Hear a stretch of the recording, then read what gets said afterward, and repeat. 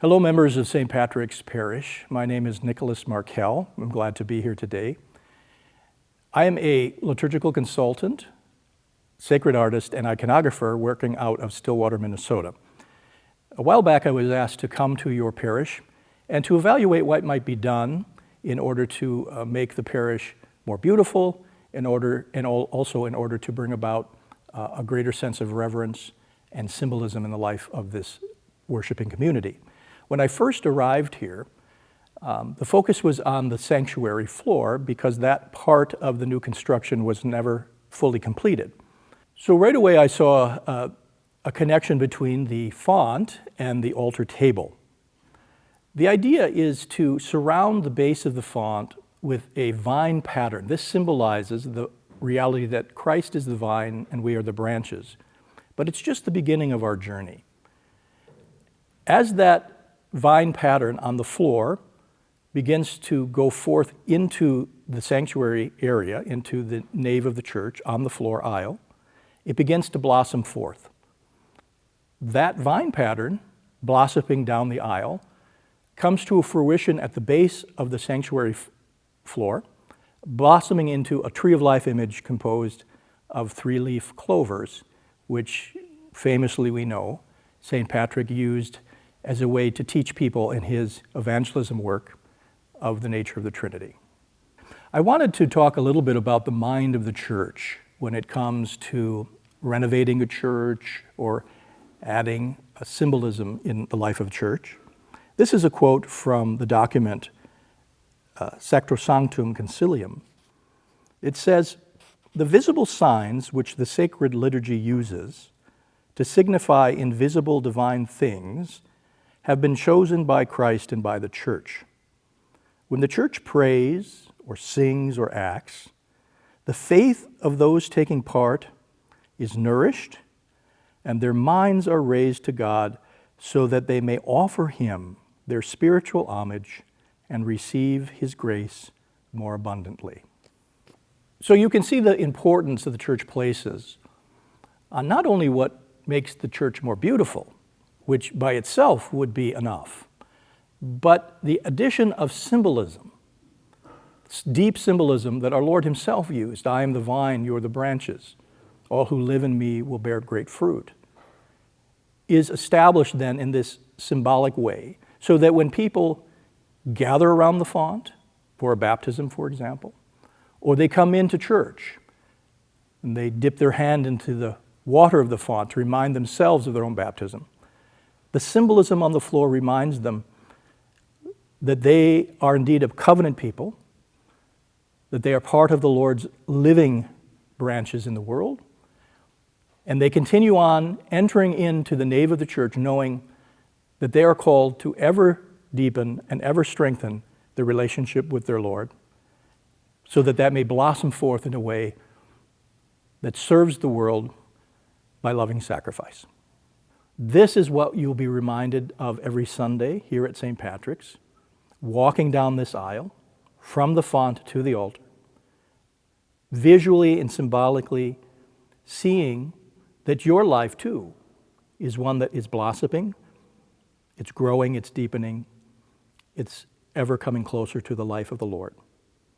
The flowers chosen for the floor pattern, the design of the vine that is budding forth as people walk down the aisle, are flowers from Ireland, such as the bramble and the bluebell.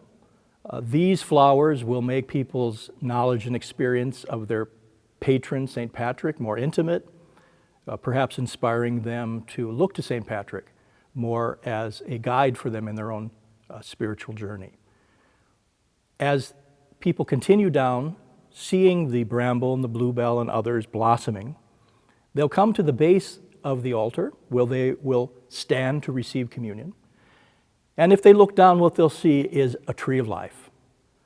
These flowers, this vine, this journey now comes to the base of the altar in which the tree of life is made present by being composed of 3-leaf clovers, who St. Patrick famously used in his mission work in Ireland in order to speak to people about the nature of God as 3 in 1. We have come up with a pattern, a design, which we think is most beautiful, but more importantly, perhaps, very symbolic, which will help parishioners understand more fully what it is that is happening here when we come for communion every Sunday. The design is a circular design of the floor of the sanctuary. It will begin at the tabernacle, work its way around in a circle all the way back to the tabernacle, placing the altar table in the center, basically, of that pattern. The pattern will be one of grapes and wheat. This symbolism is ancient. It's used often, and there's a song I remember that's sung in churches. It says, "The fruit of our lands and the work of our hands, we come to your feast." When we come up for communion, we do offer the work of our hands, the fruit of our land. But most importantly, we offer ourselves. And that is why that circle pattern, the circle is a symbol of completion, because it's unending. It has no beginning or end. And the altar table is at the center of that circle. For at the center of our lives is our relationship with the Lord, which begins at the font, and it moves all the way to the altar table, in which the beginning of our faith comes to a completion as we more and more, week by week, graft ourselves more to Christ, who is the vine, and we are the branches. This pattern of grapes and wheat also reminds us when Jesus gathered his disciples before he was to give his life for us on Calvary. At the Last Supper, he said, "This is my body, this is my blood." Every week when we come to communion, we're reminded that in these simple gifts, Christ transforms them, changes them, makes them life-giving. And why does this circle start and begin at the tabernacle being directly below the crucifix in this church? Because the sacrificial nature of what Jesus did on the cross isn't completed until it's applied to our lives when we partake in the Eucharist. The first part was the death of the victim, Jesus, who died for us. The second part of the sacrifice is our partaking in that sacrificial meal. That's what we do every Sunday.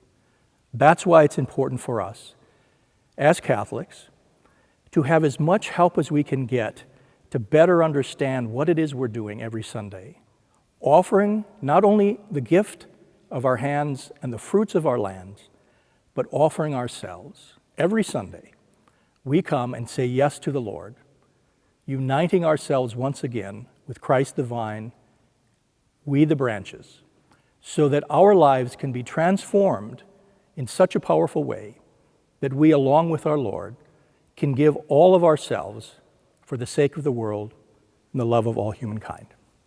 So the structure of your church is more profound than many people perhaps realize. By having an aisle, a main aisle in the church that connects the font to the base of the sanctuary, namely the table, we make a connection between the beginning of our journey in faith and what it all leads to. And so every Sunday, as we come forth for communion, we realize that we are on a journey. And Jesus has promised us something through the letter of St. Paul, chapter 8, verse 30. "And those he predestined, he also called. Those he called, he also justified. Those he justified, he also glorified." We are all on a journey. All the beauty and symbolism of our church helps us to be more authentic in our journey, to go deeper into our journey to the Lord. For in the end, what is more important? That our entire lives be offered to the Lord in sacrifice so that we can live with him forever in eternity.